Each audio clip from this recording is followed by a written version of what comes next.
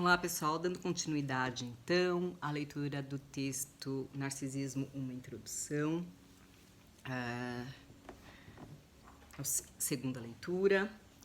Lembrando a vocês, eu sigo a edição da Imago, essa de capa preta, mas vocês podem seguir por qualquer edição, de qualquer editora, porque é possível, ainda que tenha uma outra coisa diferente, é possível seguir todo o texto.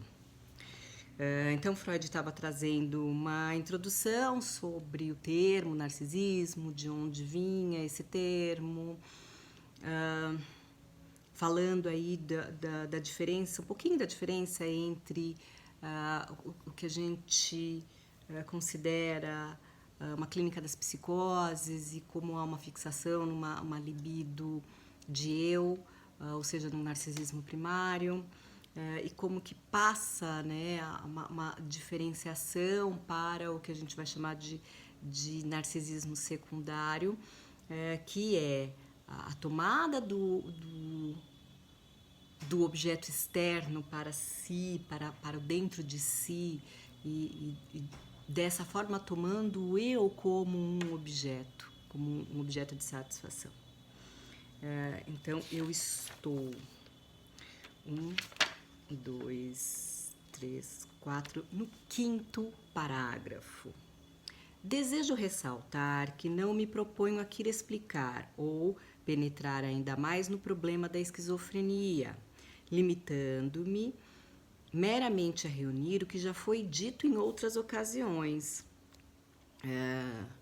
Freud, então, não quer falar da esquizofrenia ou das psicoses como uma tentativa de exemplificar o que é realmente o narcisismo. Isso é muito legal, porque é realmente com isso que a gente tem a possibilidade de enxergar o narcisismo para todas as pessoas, né? Nesse momento, Freud está dizendo, claro, que dos neuróticos, mas todas as pessoas apresentam, né, o narcisismo como um momento dentro da constituição do sujeito, a fim de justificar a introdução do conceito narcisismo. Então, ele se limitou, né, só para dar essa introdução.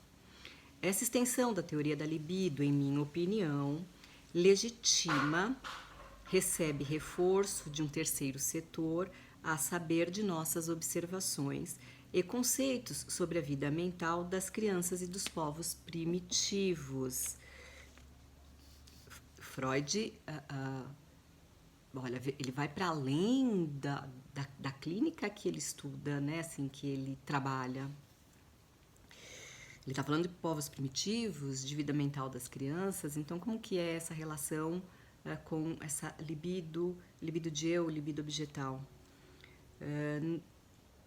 Nos segundos, encontramos características que, ou seja, nos povos primitivos, se ocorressem isoladamente, poderiam ser atribuídas à megalomania, uma superestima de poder, de seus desejos e atos mentais, a onipotência dos pensamentos, uma crença na força taumatúrgica das palavras e uma técnica para lidar com o mundo externo, a mágica. Então, Freud está falando dos povos primitivos como as tribos que se utilizam de elementos externos para dizer de um poder extra, né, para além do sujeito. E é legal essa coisa do pensamento mágico, né? Como se houvesse esse poder de um pensamento e que, a partir do pensamento, algo se transformasse. Que parece ser a aplicação lógica dessas premissas grandiosas. Nas crianças de hoje, cujo desenvolvimento é muito mais obscuro para nós, parece até que ele está falando de agora, né? 2020, 2025. Esperamos encontrar uma atitude exatamente análoga à relação ao mundo externo. Então, a criança também está no momento ainda de experimentação, o que é eu, o que é o outro. E quanta dificuldade existe nisso, né? É por isso que as crianças, pode ser que as crianças se tornem megalomaníacas nesse sentido, não de uma esquizofrenia, mas no sentido de acreditar que elas têm o poder, acreditar que nada de ruim vai acontecer com elas, né?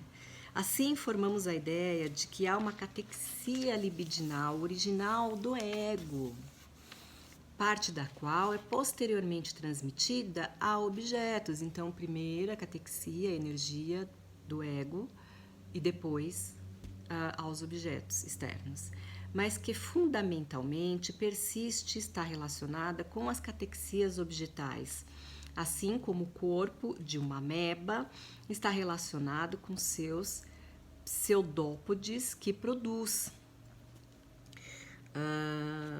Freud empregou essa analogia, ele usa muito essa analogia. Em nossas pesquisas, tomando como se tomou os sintomas neuróticos como ponto de partida, essa parte da localização da libido permaneceu necessariamente oculta para nós no início. Então, onde estava a libido? Tudo que observamos foram emanações dessa libido, as catexias objetais que podem ser transmitidas e retiradas novamente. Então, Freud está dizendo assim, a gente meio que deixou passar essa coisa de uma libido do eu, como se o mais importante seria a libido objetal, né? Porque até então, e nos textos anteriores, o Freud está falando de interesses a objetos e não satisfações e substituições de objetos, né? A gente está acostumado com esses textos freudianos dizendo sobre isso. E ele é como se ele falasse assim, a gente parece que deixou passar que existe uma libido de eu, ou falou muito rapidamente, não deu a importância que deveria se dar, e é extremamente importante, né, dentro da constituição do sujeito e até na sua fixação, né, o que pode acontecer na fixação. Também vemos em linhas gerais uma antítese entre a libido de ego e a libido objetal.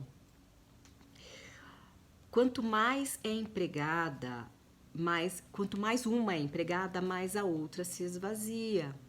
Então, quanto mais eu emprego uma libido de eu, de ego, mais eu esvazio a libido objetal. Então, quando a gente tem um interesse muito na gente mesmo, quando a gente fica muito no si mesmo, por isso que essa coisa desse narcisismo, né? Eu sou o meu maior interesse, eu sou o meu maior amor.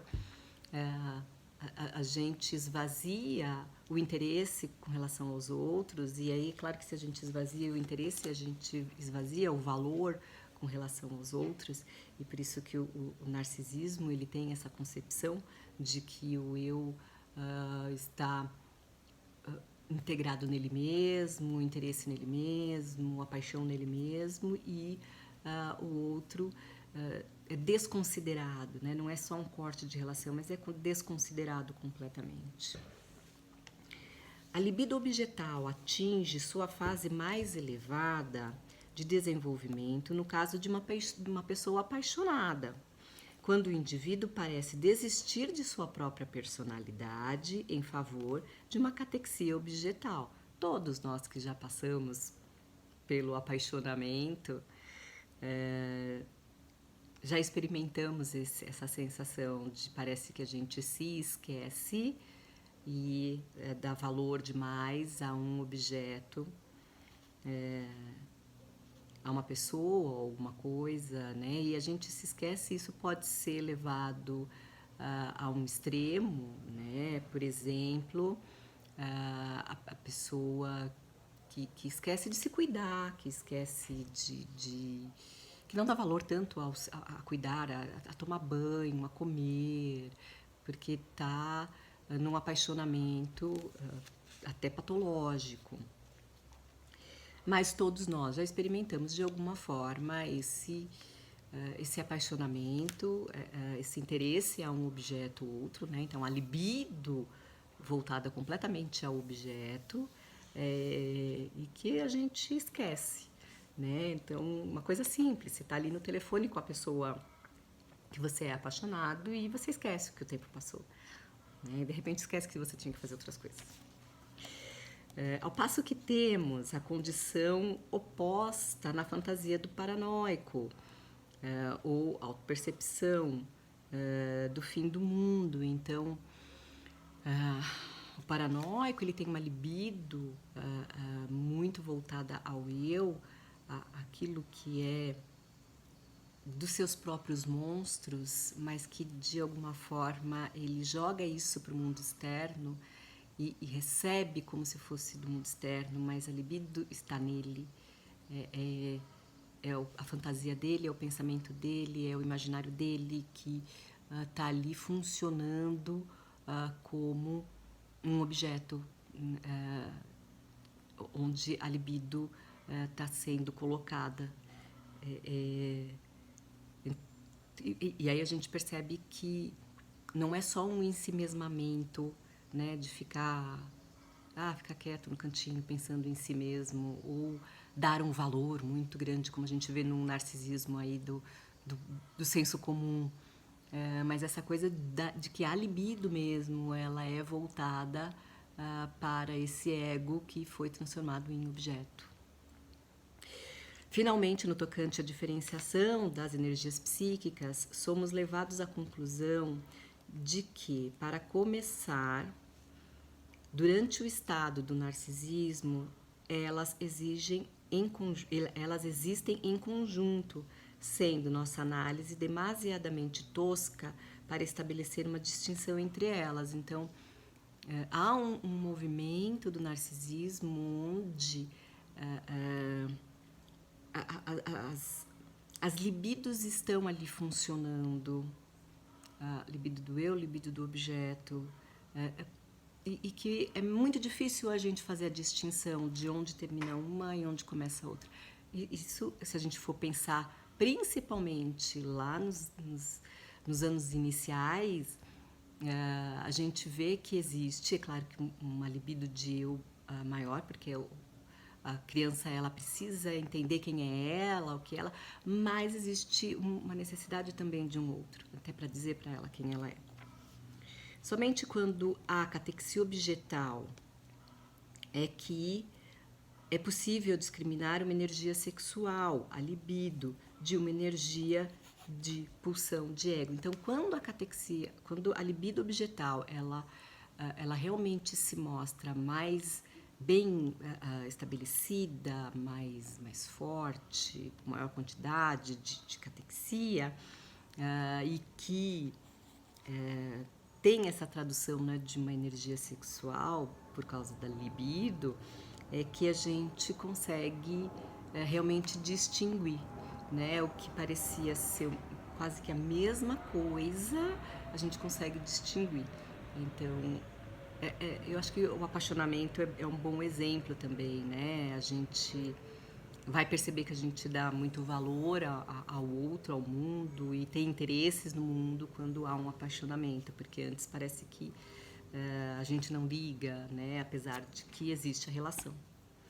Antes de prosseguir, devo tocar em duas questões que nos levam ao âmago das dificuldades do nosso assunto. Em primeiro lugar, qual a relação entre o narcisismo, de que ora tratamos, e o autoerotismo, que descrevemos como um estado inicial da libido. Em segundo, se concedemos ao ego uma catexia primária da libido, porque há necessidade de distinguir ainda uma libido sexual de uma energia não sexual das pulsões do ego. Então, Freud mesmo vai se colocar e vai responder a essas questões, né? Então, primeiro, qual que é a diferença entre o narcisismo, a relação entre o narcisismo e o autoerotismo, e porque é a necessidade de distinguir a libido sexual de uma libido não sexual das pulsões do ego. A postulação de uma única espécie de energia psíquica não nos pouparia de todas as dificuldades que residem em diferenciar uma energia das pulsões de ego da libido do ego e libido do ego da libido objetal.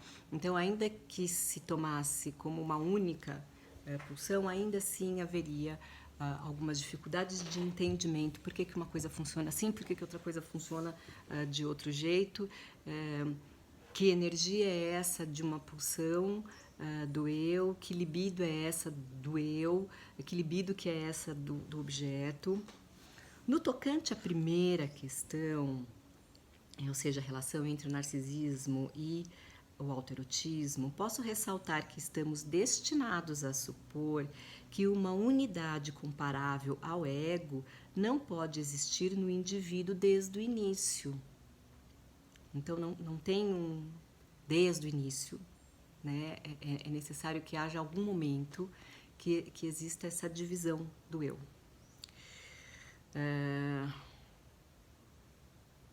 O ego tem de ser desenvolvido. Então, não tem como a gente dizer que a criança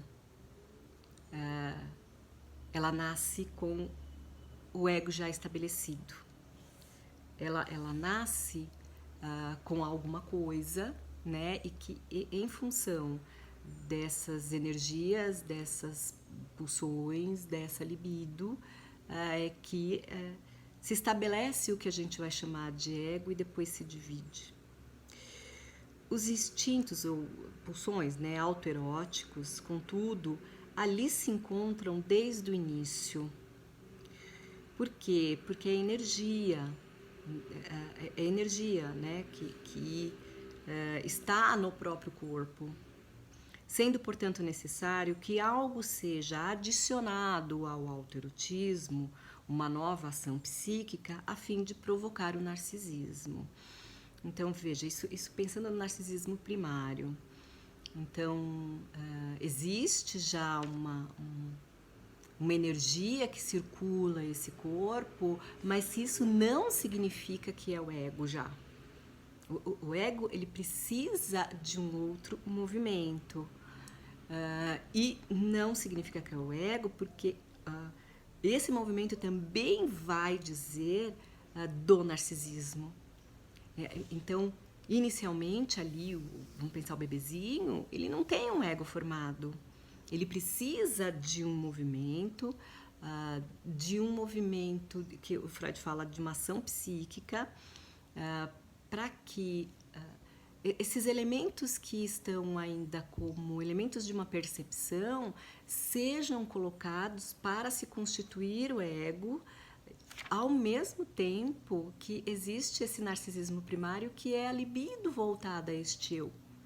Ou seja, um interesse realmente neste eu, nesta constituição.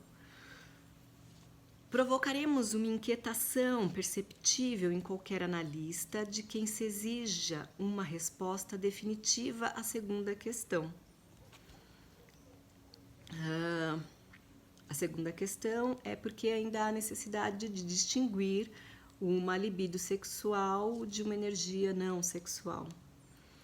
Não é agradável a ideia de abandonar a observação pela controvérsia teórica estéril, mas nem por isso nos devemos esquivar de uma tentativa de elucidação. Então, Freud está dizendo que é uma provocação, surge uma inquietação, mas que a gente tem que tentar elucidar essa questão. É verdade que noções tais como a de libido do ego, uma energia de pulsões do ego e assim por diante, não são particularmente fáceis de aprender, nem suficientemente ricas de conteúdo. Ou seja, Freud está dizendo que é difícil a gente entender o que é uma libido de ego e o que é uma energia pulsional. relacionada ao ego ou à construção desse ego. Uma teoria especulativa das relações em questão deriva a começar por buscar como base um conceito nitidamente definido. Mas sou da opinião de que é exatamente nisso que consiste a diferença entre uma teoria especulativa e uma ciência erigida a partir da interpretação empírica. Freud está fazendo observações e ele está discutindo com ele mesmo, né? Quando Freud escreve, ele discute com ele mesmo. A gente vai vendo pelo texto que ele tá pensando.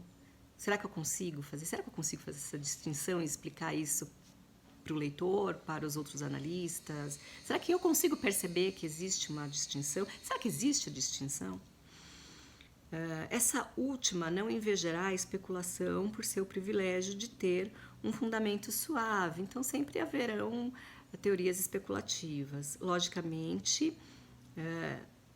inatacável, contentando-se de bom grado com conceitos básicos, nebulosos, mal imagináveis, que espera aprender mais claramente no decorrer do seu desenvolvimento. Então, quando a teoria é muito especulativa, e não que Freud não faça de vez em quando, mas ele sempre tenta trazer uma concepção mais sólida sobre isso que ele está falando, mas quando uma teoria é muito especulativa, ele diz que os conceitos ficam muito nebulosos. Aquela coisa assim que não dá para ficar no achismo, né? É mais ou menos isso. Peraí que agora me perdi. Pois essas ideias não são o fundamento da ciência, no qual tudo repousa. Para quem fica aí discutindo se psicanálise é ciência ou não é ciência. Esse fundamento é tão somente a observação. Não são a base, mas o topo de toda a estrutura e podem ser substituídas e eliminá-las sem prejudicá-la.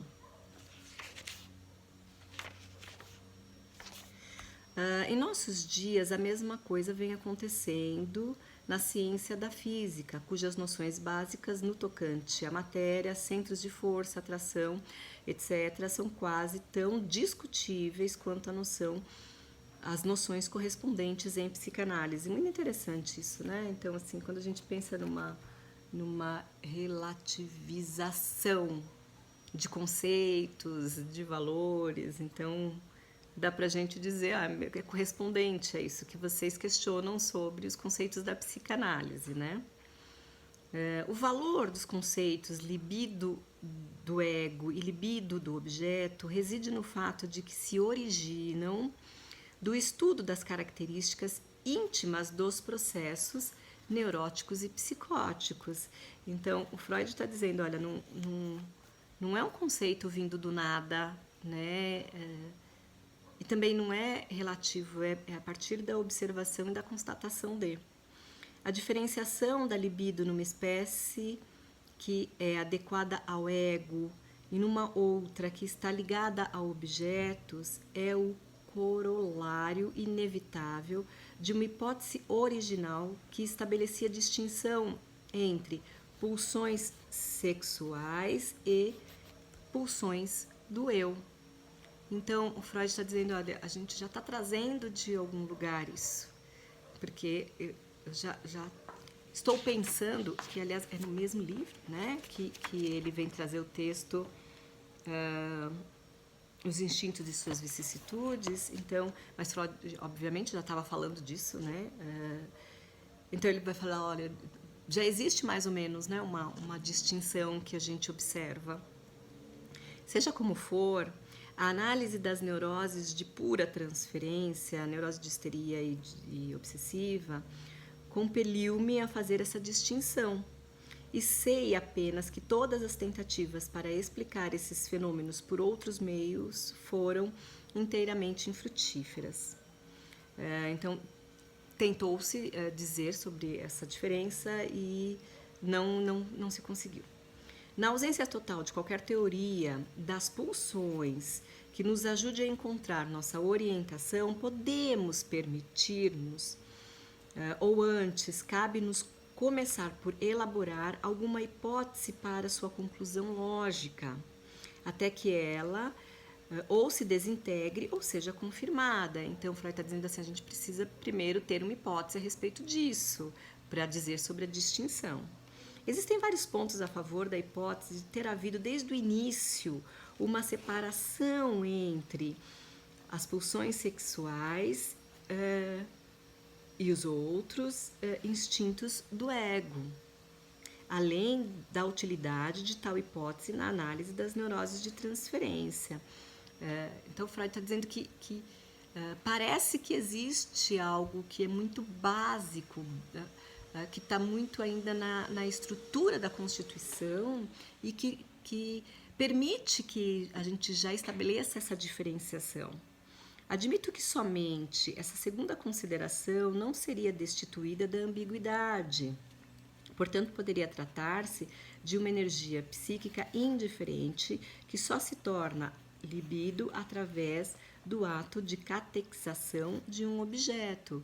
Então, há uma energia que se transforma em libido em função de um objeto. Mas, em primeiro lugar, a distinção feita nesse conceito corresponde à distinção popular comum entre a fome e o amor. Há uma diferença entre a fome e o amor no sentido, no sentir, no objeto, na quantidade de energia colocada nisso. Em segundo lugar, há considerações biológicas a seu favor. O indivíduo leva realmente, antes disso, né, a considerações biológicas a seu favor. Quando a gente pensa nessa diferenciação do que é a fome e o amor, a gente pode pensar na diferenciação entre o instinto e a pulsão. O instinto como algo de base, algo que tem um objeto bem definido, bem delimitado e que encontra satisfação naquele objeto, enquanto a pulsão não tem isso, a pulsão não tem objeto, a pulsão não tem objeto delimitado e que mesmo que se encontre um objeto, isso não significa que ele traz consigo a possibilidade de uma satisfação completa. E aí, a gente pensando na fome e no amor, apesar de que a fome também, no humano, não dá para se considerar instintual simplesmente, porque a gente tem fome de alguma coisa, né? Ai, agora estou com vontade de comer, sei lá, um bolo, um salgado. Mas se a gente for pensar na fome enquanto algo mais primitivo, né? Enquanto algo mais selvagem, enquanto aquele estado em que o humano quase não é humano. Quando ele tem fome, ele tem fome. Ele quer qualquer coisa para comer. Por isso que as pessoas reviram lixo. Então, é quase que um movimento instintual, se é que não é um movimento instintual. Estou com fome, preciso comer alguma coisa e vou revirar o lixo. Ou quando a gente vê esses reality shows de selva, essas coisas assim, que eles vão comer as minhocas, os vermes, sei lá, aquelas coisas horrorosas. Quando a gente pensa nisso, quer dizer, a fome chega a um ponto, dependendo do estado do sujeito, né? A um ponto tal que é só a fome, enquanto um instinto, algo que precisa de um objeto para ser satisfeito. Então, eu tô com fome, eu como qualquer coisa.